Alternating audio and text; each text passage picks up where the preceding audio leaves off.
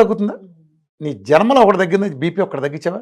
నా దగ్గర బీపీ తగ్గనని లేడు. 1 మంత్ లేదా 2 మంత్స్. అసలు బీపీ ఎందుకు వస్తుంది? ఆ మూల కారణాన్ని సరి చేయకుండా బీపీ ఇన్సులిన్ రెసిస్టెన్స్ తాలూకు ఉంది. ఇంకా చాలా డిహైడ్రేషన్ చెప్పచ్చు. చాలా లింక్స్ ఉంటాయి. ఇవన్నీ సరి చేయకుండా ప్రెషర్ అదంతా మూల కారణం సరి చేయాలి. ఇప్పుడు డయాబెటీస్ వచ్చినాడు ఉన్నాడమ్మా, ఫర్ ఎగ్జాంపుల్ బీపీ వచ్చినాడు ఉన్నాడు, థైరాయిడ్.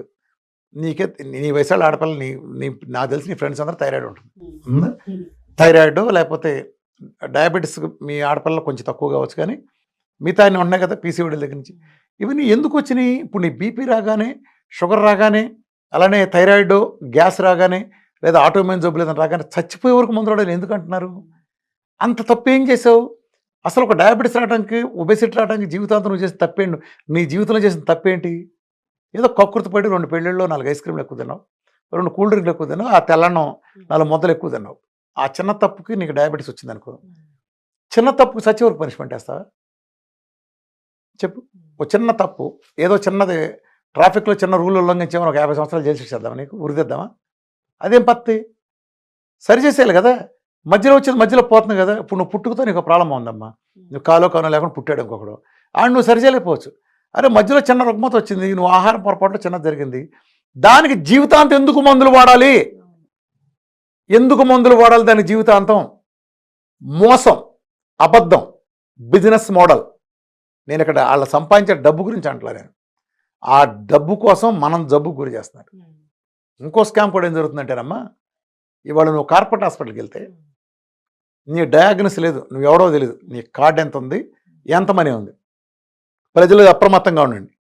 మీరు కార్డులు ఎంత ఉన్నాయని. మీరు చిన్న జబ్బులకి చిన్న డాక్టర్లు బోల్డ్ మంది ఉన్నారు, మీరు పెద్ద కార్పొరేట్ హాస్పిటల్కి వెళ్తున్నారు. ఎవడైనా అదే కాలేజీలో ఎంబీబీఎస్ చదివినట్టు ఉంటాడు, గుర్తుపెట్టుకోండి. హాస్పిటల్ పెద్దదైనా మిమ్మల్ని చూసే ఒక డాక్టరే. ఆ బిల్డింగ్ సముద్రం అంత ఉంది, పెద్ద దుబాయ్ బుర్జ్ ఖలీఫా అంత ఉండొచ్చు, కానీ దాంట్లో చూసేవాడు చదివే వాళ్ళందరూ ఒక గుంటూరు మెడికల్ కాలేజీలోనో లేకపోతే మణిపాల్లో చదివచ్చినాడే కదా. అదే డాక్టర్ అది ఉండేది. ప్రత్యేకించి ప్రతిభ ఏమన్నా వీళ్ళు స్పెషల్ ట్రైనింగ్ ఇస్తారా? లేదు కదా. ఫెసిలిటీస్ అంతే. మరి మీరు చిన్న డాక్టర్ దగ్గరికి వెళ్తే 2000 3000 అయిపోయేదానికి దగ్గు జ్వరం వచ్చిన ₹1,00,000 ఇస్తా అంటే ఇక్కడ ప్రమాదం. నేను ఆడితే 1,00,000 గురించి అంటలే, డబ్బు ఉన్నాడు బలిస్తే వెళ్ళి 1,00,000 కాదు 10 లక్షల డొనేషన్ ఇచ్చి వస్తాడు, దానికి నేను అంటలా. ఈ డబ్బు కోసం వీడేం చేస్తారంటే చాలామంది కార్పొరేట్ హాస్పిటల్ ఒక ఊపిలో కూరిపోయారు. వాళ్ళు కూడా మంచి వాళ్ళే, వాళ్ళు అంటే ఇండియాలో ఉన్న వాళ్ళ వరకు కొంత మంచి ఉద్దేశం ఉంది, కానీ అక్కడ ఈఎంఐలు పెద్ద అయిపోయినాయి. పులుని చూసి నక్కవాత పెట్టుకున్నట్టు. మీరు ఒకడు ఇంత కట్టాడంటే ఎక్విప్మెంట్, ఒకడు 100 కోట్లు పెట్టి కడితే అటు 110 కోట్లు పెట్టాల్సిన తప్పని పరిస్థితి వస్తుంది. ఇవన్నీ బ్యాంకు లోన్లు తీస్తే 30వ తారీఖులో బ్యాంకు లోన్ కట్టాలి, బయట అప్పులు కట్టాలి. ఆ ఈఎంఐ రావాలంటే బయట వీధిలో వాడేవాడికి వేయలేం కదా, వచ్చినట్టు బాధాలంటే ఆడికి నీ పట్టుకుని ఉండాలి. కార్డులు, ఇన్సూరెన్స్, ఇంత కార్డు తీసుకెళ్తే కార్డు కోసం వేసేస్తున్నారు. మొన్న మధ్య ఒక ఫన్ సంఘటన, ఒక డాక్టర్కి మామూలుగా ఒక జనరల్ మెడిసిన్ డాక్టర్కి వాళ్ళ మేనమాంక ప్రాబ్లం వచ్చింది. ఆయన బాగా కోటేశ్వరుడే ప్రాబ్లం ఉంది, కార్డియాలజీ ప్రాబ్లం ఉంది, వెళ్ళాల్సి వస్తే ఆయన వేరే చోట కలవమన్నాడు. కార్డియాలజిస్ట్ ఆయన ఇతర క్లాస్మేటే, నా క్లాస్మేట్ అయినా ఆడు మా మామయ్య ఏం చెప్పాడంటే ఆడు వేసేస్తాడు, బాధేస్తాడు, అది వద్దులే లేనిపోని ప్రొసీజర్ చేస్తాడు, నువ్వు వెళ్ళి ఏమి లేదని చెప్పన్నాడు. పాత చొక్క వేసుకోమంటే వెళ్ళి అడిగితే ముందు ఎలాగానే అసలు చాలా సీరియస్, ఎంజాయ్ చేసి అయిపోయింది, ఇక బైపాస్ పెట్టాలి లేకపోతే అయిపోయారు అది అని చెప్పాడు. ఇంకా బతకలు అది ఇది అసలు ఘోరం అని చెప్పాడు. చెప్పినాక తర్వాత కార్డు లేదన్నారు. కార్డు అంటే ఏంటన్నాడు. ఆయన ₹1,00,00,000 ఇన్సూరెన్స్ ఉంది, కార్డు లేదన్నాడు. లేదంటే ఆరోగ్యశ్రీ ఉందా పోనీ అన్నాడు. ఆరోగ్యశ్రీ కూడా లేదన్నాడు. సరే అయితే పని చేయండి, ఈ బిళ్ళ వేసుకోండి ఒక వారం రోజులు, ఈ బిళ్ళ ఒక వారం రోజులు వాడండి, వచ్చిన తర్వాత మీకు ఏం చేయాలి చెప్తాను. వారం రోజులు రాగానే చూసి కంగ్రాచులేషన్స్ అండి, మీకు కనీసం స్టాట్ని కూడా వస్తుంది, అద్భుతంగా ఉంది, మీ ఆరోగ్యం మెరుగుపడిపోయింది అన్నాడు. ఆ బిళ్ళ ఏంటంటే బీటోలు, బి కాంప్లెక్స్. అంటే బి కాంప్లెక్స్ ఇస్తే బైపాస్లు కూడా పోతున్నాయి అనమాట.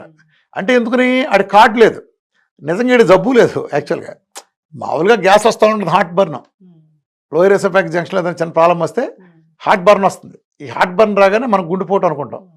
సినిమాలో సీరియల్ బాగా చూసే వాళ్ళకి ఇది మరి ఇట్ట పుచ్చుకోగానే మనకు గుండెపోటు అనుకుంటాం కదా. నిజానికి గుండెపోట్లు అట్ట చిన్న యాసాలు వేసి మనం ఏడిపించవు, వస్తే ఇంటి ముందు షామేనని మరుస రోజు కల్లా మొత్తం చుట్టాలంతా వచ్చేస్తారు మరుస రోజుకి. ఇక ఆ పరిస్థితిలో ఉంటుంది. సో వీళ్ళు గ్యాస్కి హార్ట్ బర్న్ కూడా చేయటం వల్ల ఏంటంటే కార్డు ఉంటే వీళ్ళు ఓపెన్ చేసి ఏదో ఒకటి వేసేస్తారు.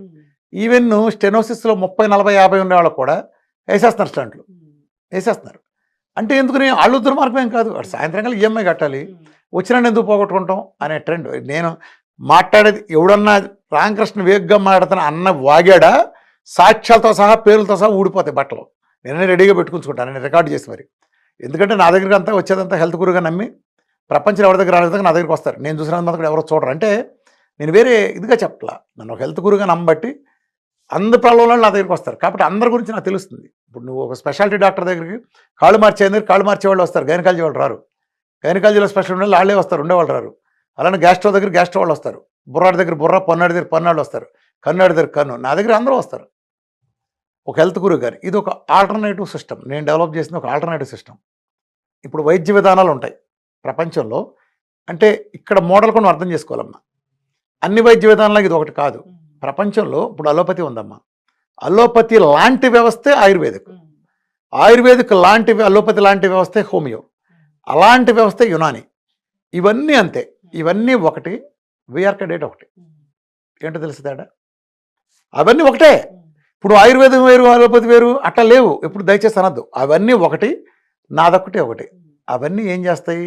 అలోపతి నువ్వు జబ్బు అనగానే నీ తినే తిండిగా నీ పద్ధతులు ఏం మార్చరు. జస్ట్ నా ఈ బెళ్ళ వేసుకో తగ్గుతుంది, ఈ బెళ్ళ వేసుకో తగ్గుతుంది. ఒక మ్యాజిక్ గుళిక, ఈ గుళిక వేసుకుంటే తగ్గుతుంది అంటారు. ఆయుర్వేదం ఇంకో టైప్ గుళికిస్తాడు, హోమియో ఇంకో టైప్ గుళికిస్తాడు. నీ మెటబాలజీని ఒక్కడు కూడా మార్చరు. యునాని అయినా ఏ ప్రపంచంలో ఏ విధమైనా.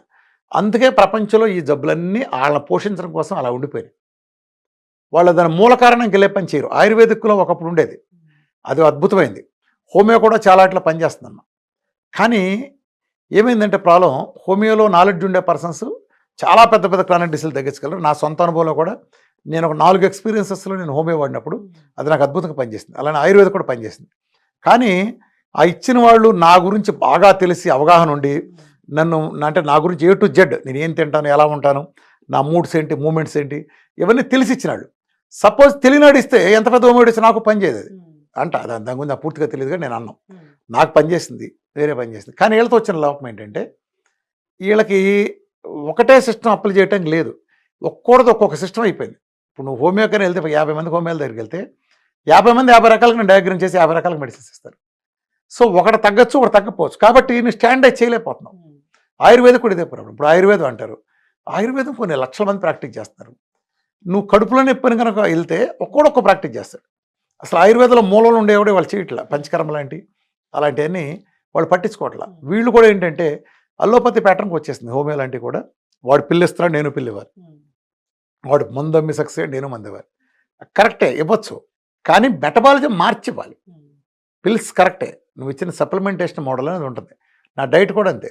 నాకు తేడా ఏంటి, నేను న్యూట్రిషన్ బేస్, నేను ఆహారం మొత్తం విధానం అంతా మారుస్తాను. మీకు తెలీదు, ఆహారం ఉండే ప్రతి అంశాన్ని నేను మార్చేస్తాను. చాలామంది తెలియకుండా ఉంటారు. రామకృష్ణ గారి డైట్ అంటే, రామకృష్ణ అనే డైట్ ఏదో 3 నెలలు చేస్తే డయాబెటీస్ కొంటారు. కాదు, అరే పిచ్చోళ్ళారు, మీకు తెలియదు, మీ జీవితం మొత్తం మార్చేస్తున్నాను నేను. ఇప్పుడు మీరు ఇన్నాళ్ళు ఏ ఫ్రీడమ్ లాంటి లేదా ఇంకెతర ప్యాకెట్ రీఫండ్ ఆయిల్, ఆ పెంటాయిల్ అని తీసుకున్నారు. ఏదోటి ఆ మటుకొత్త రీఫండ్ ఆయిల్ అన్నిటి గురించి అండి, ఒక బ్రాండ్ అంటలో ఆ చెత్త కెమికల్ రీఫండ్ ఆయిల్ వాడారు. ఇప్పుడు నా డైట్కి వచ్చినాక బలవంతంగా అంటే నువ్వు షుగర్ తగ్గాలని ఆశో, ఒళ్ళు తగ్గాలని ఆశో, లేదా క్యాన్సర్, డయాలసిస్, లేకపోతే రొమటైడ్ ఆర్థరైటిస్ ఏదో తగ్గాలని ఆశతో నా దగ్గరికి వచ్చావు. అది నాకు తగ్గుతుందని తెలుసు, నా దగ్గర టెస్ట్ మోల్ తెలుసు. ఈ ప్రాసెస్లో నేను ఏం చేస్తాను, నీ చేత కొబ్బరి నూనె లేకపోతే నెయ్యి తాగిస్తాను. 3 నెలలు అయిపోయింది, నీ ప్రాబ్లం తగ్గిపోయింది. ఇప్పుడు మళ్ళీ తిరిగి నువ్వు రీఫండ్ ఆయిల్కి వెళ్ళావు, ఎలా తిరిగి నేను పర్మనెంట్గా మార్చేస్తాను. నువ్వు నెక్స్ట్ నువ్వు వేరుశనగ గుళ్ళు కొనుక్కుని వాటిని ఎండలో పెట్టుకుని నువ్వు చక్కగా నా దగ్గర తీసుకెళ్ళి నీ స్వయంగా పట్టించుకున్న ఆయిల్ని నీ ఫ్యామిలీ కోసం వాడుతున్నావు నీ జీవితాంతం. లేదా నువ్వులను వాడుతున్నావు, లేదా కుసుమలను వాడుతున్నావు, లేదా కొబ్బరి నూనె కూడా వాడుకుంటావు. రేంజ్ పెరుగుతుంది. కానీ ప్రకృతి ఇచ్చిన గింజల పిండి ఆయిల్కి వెళ్తావు తప్ప పెంట కెమికల్ ఆయిల్కి వెళ్ళావు. అలానే నువ్వు ఉప్పు, ఈ ఫ్రీ ఫ్లో ఉప్పు మానేసి, కెమికల్ ఉప్పు మానేసినాక ప్రకృతి ఇచ్చిన సముద్రం ఇచ్చిన ఉప్పే జీవితాంతం వాడతావు. అలానే పురుగు మందుల కారం వాడు. నీకు కావాలంటే పచ్చిమిరపకాయ చెట్లు నువ్వు పెంచుకుని, లేదా పండు మిరపకాయలు నువ్వు కొనుక్కుని కడిగి లేదా ఎండబెట్టుకుని నువ్వు చేసుకున్న సొంత కారం వాడుకుంటావు. అంతేగాని పురుగు మందుల మార్కెట్ని తినే నువ్వు వాడవు. అలానే పాలు తాగవు, పాల పదార్థాలు తీసుకుంటావు, నీళ్లు ఎక్కువ తాగటం నేర్చుకుంటావు. నేను నా డైట్లో 5 లీటర్ నీళ్ళు ఇస్తాను. ప్రతి 45 నిమిషాలకి 300 ml చొప్పున 17 సార్లు డైట్లో ఇస్తాను.